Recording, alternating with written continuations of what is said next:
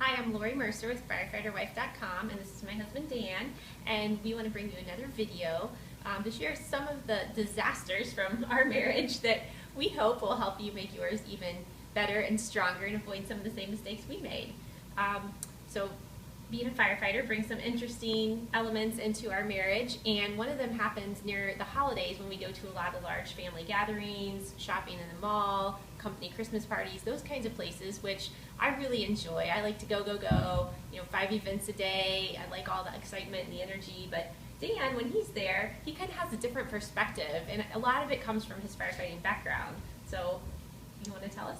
Well, it's just the unfamiliarity of the places we'll go and the large groups and the things that you see, and I'm sure your firefighters have seen, that stems from being in those large groups and in those unfamiliar environments.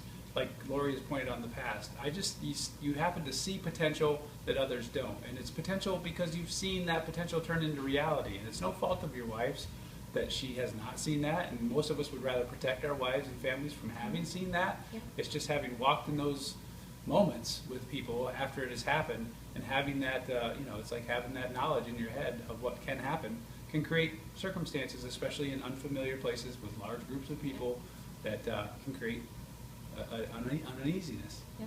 So you're talking about tragedies, like bad things happen. Christmas trees catch on fire, the oven catches on fire, Sure. Somebody unfamiliar with the oven's working it on Thanksgiving, and a birder sets a towel on fire, things like that, and you just have different training that heightens your awareness to different things in crowds, how people are responding than I do, and I tend to get more relaxed and enjoy the party, and you, on the other hand, are a little more tense and observant and a little more on duty, like when we're in those situations. So some of that can be PTSD related, which we're not going to go into in depth here, but irritability, anxiety in crowds definitely is a symptom of PTSD.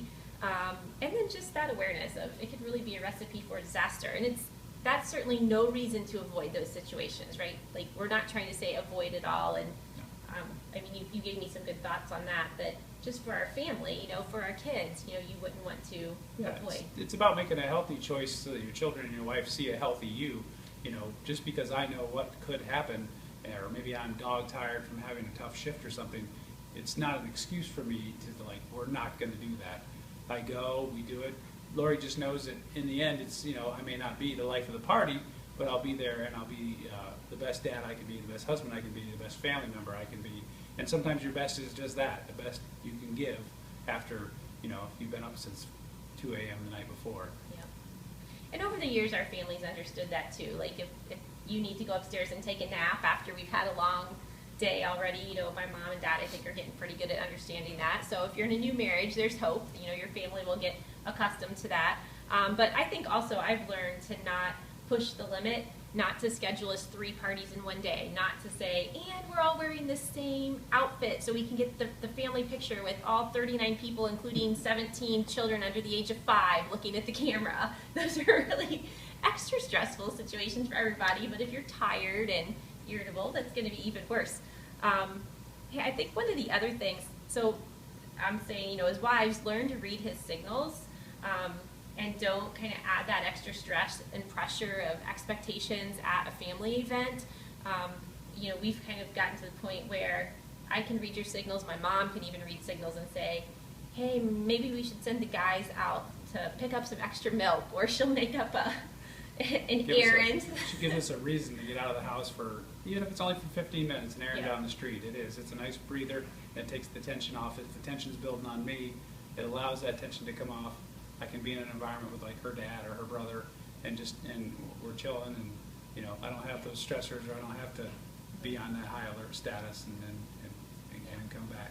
And it's quieter, and there's only one person to talk to. I think that's another thing that when you've struggled with PTSD, to be in an environment where everybody's talking at the same time, and there's Christmas music, and there's kids playing downstairs, and lots of noise. That's a very difficult focus environment for you. Absolutely. Whereas I kind of thrive in it. If you live in a world where on a daily basis you try to listen and see everything, and then now there's so much going on you can't possibly take it all in, but you try, and you can hear the conversations over here, and you can hear the conversation over here, and you can watch what the children are doing over here, and you see what the adults are doing over there, and before you know it, you're exhausted. It's sensory overload. Yes. Mega sensory overload. You know, it's sensory overload anyways for your 18-month-old that hasn't had a nap, but then for somebody that's trying to take it all in and process, it's really out of control. So here's the things we've learned after 12 years.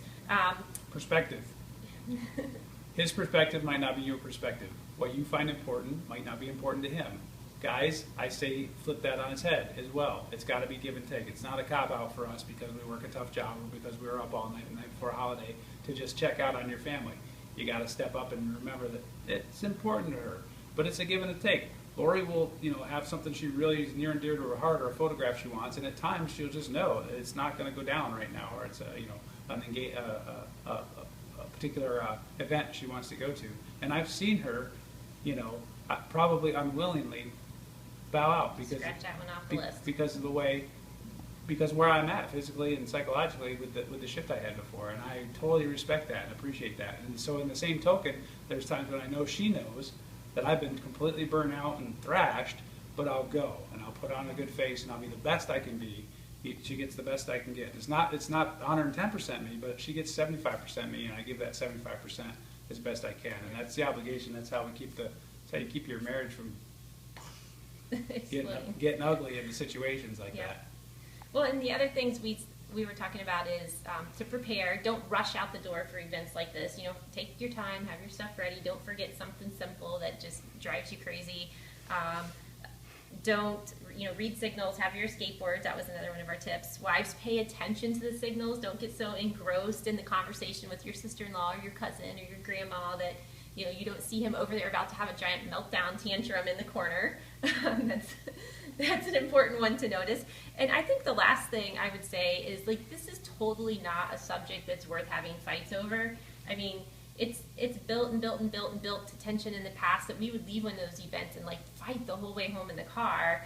And they're silly. We can laugh at it now looking back, but it's really silly to think about that you're fighting over a silly family event or whatever. I mean, that's really out of normal, out of routine situation. What you're really arguing about is that you didn't understand where I was, or I didn't understand how important it was to you. A simple miscommunication. Expectations. Yeah. Your expectations were different, and I couldn't fulfill them, or her expectations were different, and she didn't fulfill mine. Yeah, but it's not a deal breaker.